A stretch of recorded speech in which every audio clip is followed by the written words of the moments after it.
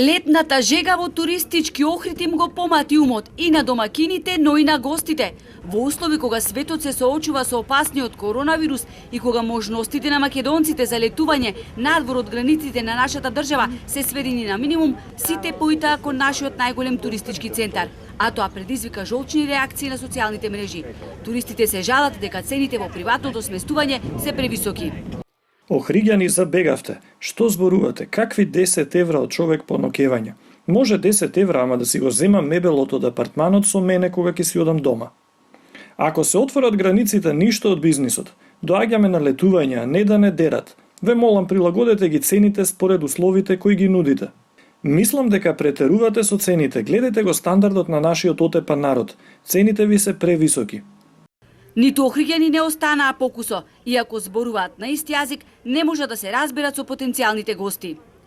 Вие што постојано ви е скапо и се жалите, би пуштиле ли човек кај вас да преспие за 10 евра во стан или куќа од 100.000 евра? Зошто правење нуклеарна физика за цените на апартманите во Охрид, урлате како е прескапо или не ви одговара цената на сместувањето? Има супер понуди за сместување и вреди да имате пола сезона и лето и зима. Цени има за сечи джеб, ама тоа е македонче, сака во Македонија за џабе да летува, а во друга држава за истото ќе плати и тродупло. Многу е жално тоа.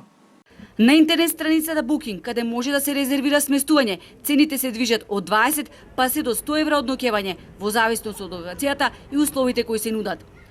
Ние како институција немаме никакви ингеренции во однос на креирање на цените, сепак тоа представува дел од пазарната економија, велат од Охридскиот сектор за туризам. Оттаму со апел до сите станоиздавачи.